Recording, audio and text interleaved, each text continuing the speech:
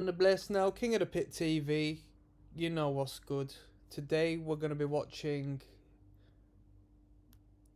this footage for the very first time. Of course I've listened to Killing in the Name. I used to really like Rage Against the Machine.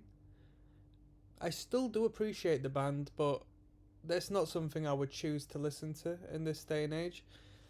This is a live performance from Pink Pop, wherever that is, and whatever that festival was, in 1993. This track is Killing in the Name, and it's at 73 million views. How incredible is that for a live performance? I don't need to comment too much. We're just going to get straight in. One Love, people. They use force to make you do what the deciders have decided you must do. The people behind the curtain. They use force to make you do what the deciders have decided you must do. Nowadays there's not much force, there's just a lot of coercion. Whether you're aware of it or not, a lot of indirectness, but we'll stay out of that politic. They use force to make you do what the deciders have decided you... We're Rage Against the Machine, everyone. Let me sing you a few songs to express how angry I am at the world. Still. Tom, kick it off with the pedals. Where?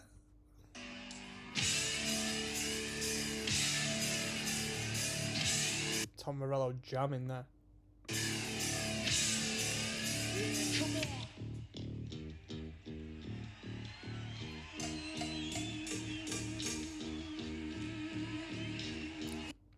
If you didn't know, I don't know if I can pronounce his name right, but Zach De La Rocha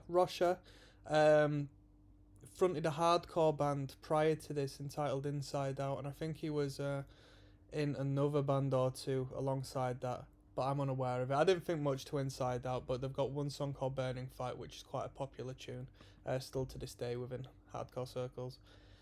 So if you were unaware of that, if you come from like a metal sort of background and whatnot, and you're into Rage Against the Machine, it'd be worthwhile checking out.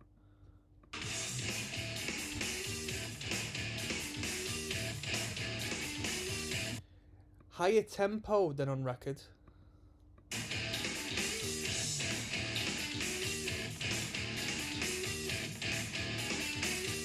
Cool style. I do like the shirt. He's getting low there. Crabcore in 93. Crabcore. Attack, attack. Killing in the name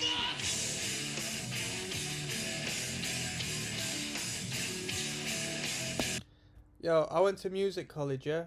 And one thing, I don't know which teacher it was, but he was a brilliant guitar player. He says Rage Against the Machine was so heavy because the guitars found a way of playing just a minute moment after the drums, so it would thicken up that impact, if you know what I mean. So if you've got the guitar going but that's like on the beat, but Rage used to, maybe not in this song, but generally in some bits, used to go but, and it just add like a real heavy drag on some of the riffs, and I thought that was pretty cool.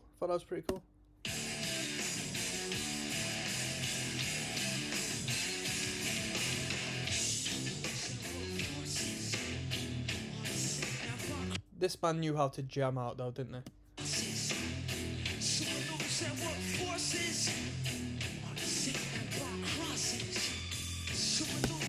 Thing is as well, I'm speaking in regards to myself, but I'm sure it applies to a lot of people. Rage Against the Machine and the whole rebellious aspect, in tune with the great music they created, appealed to the youth, right? I didn't understand half of the lyrical content when I was listening to this band, nor the homage they did, because they did a lot of covers as well, didn't they? I didn't get half of it. So when you listen back to these songs and you pay attention to what's being said, you're like, whoa.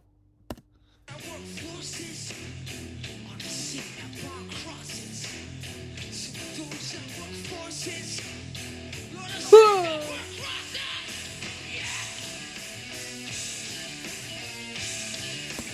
Another thing is, Rage Against the Machine were incredibly heavy as a 4-piece band.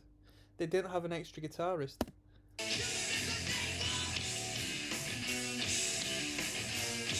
See, in the Creps, and you've got 2 different shoes on.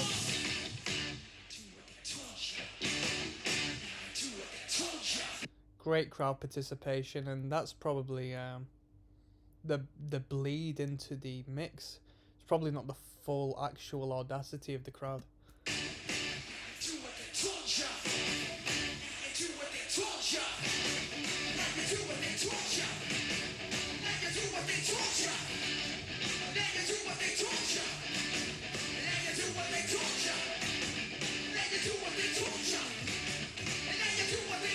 Was this Rage Against the Machine's biggest song, Killing in the Name? Was this their biggest hit? I'd like to think so.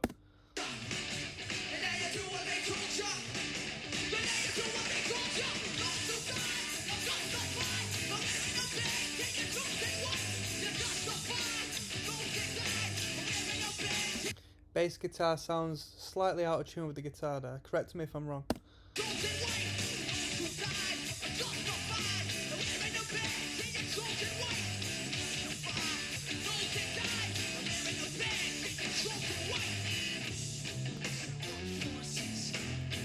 That was a heavy transition. Have you seen that? One guitarist muted, the dynamic reels down, but they still create such a heaviness to it. That's what made this band absolutely brilliant.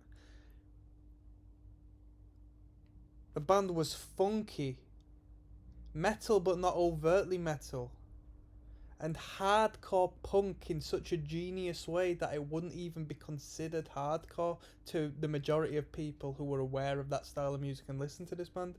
Absolutely incredible, such a unique style. I know of bands, local bands, that have tried to rip off Rage Against the Machine, but as far as local bands and larger scale bands, no one has done it efficiently or effectively or to a point where you can listen to it and think, oh, you're doing that Rage Against the Machine thing. It's such a unique act and sound that unless you are trying to really imitate the band in such a corny and cheesy novelty manner, you just can't pull off what this band has done as far as the soundscape they created. Brilliant.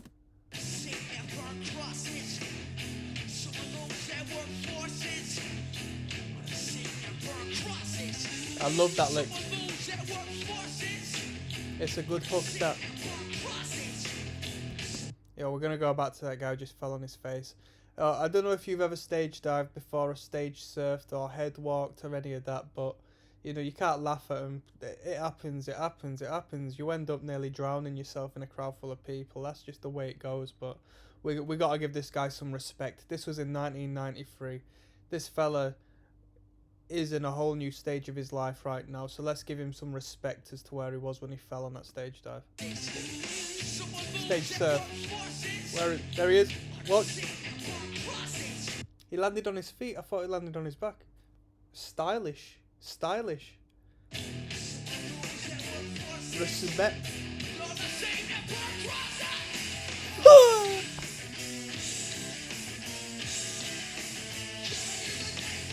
I think it's Tom Morello who maybe it's a slight little bit out of tune.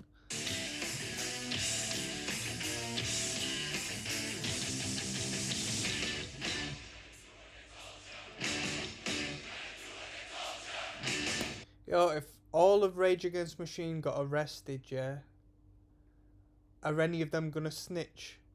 Comments down below. Who's the first out of Rage to snitch if they all got arrested?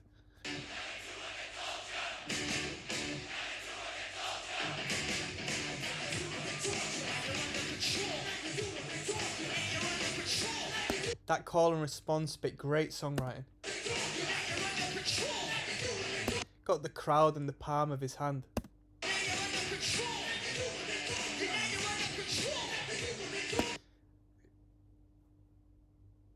I bet the ladies loved to be around this band back in the day. larger than life. Rage Against the Machine, more than music, a political movement. A political movement that spoke to the youth. I'm surprised that some of them may have lived to tell the story, because you know how it goes when you speak out against the powers that be. I wonder if anybody got into, like, I don't know much about Rage's history and background, but I wonder if certain figures reached out to them and said, you're gonna have to stop talking about this, or stop spreading this message and influencing those, you know what I mean?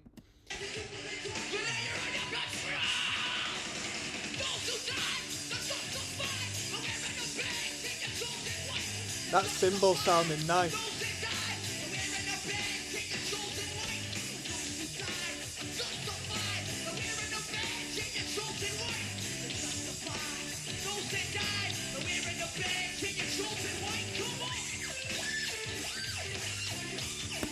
Guitar Hero. Guitar Hero 3, I think.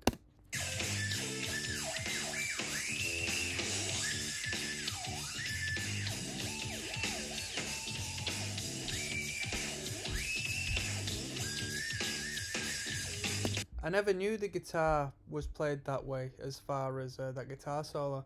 Never looked into it, but then again, it just doesn't surprise me. It doesn't surprise me.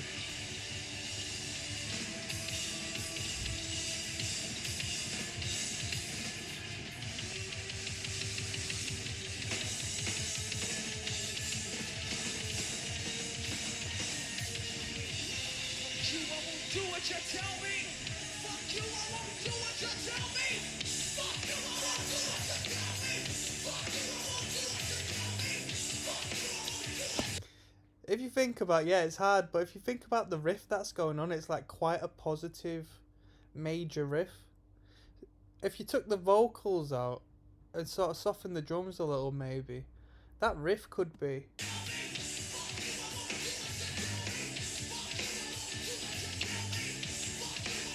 That riff could be like, I don't know, the new Malcolm in the Middle theme tune.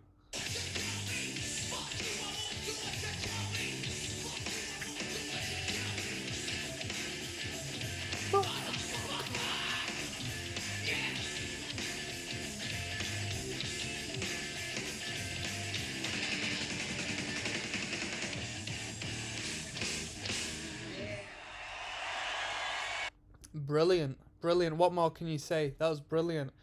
I've said everything I needed to say during that. Fantastic performance. The band is incredibly tight. The band brings an incredible energy, a lot of movement on stage whilst remaining incredibly tight. The bass was funky.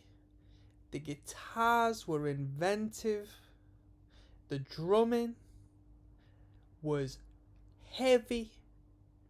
And the vocals came with the message. That's Rage Against the Machine, Killing in the Name, 1993 at Pink Pop. That's me signing out, people. Des at King of the Pit TV. One love.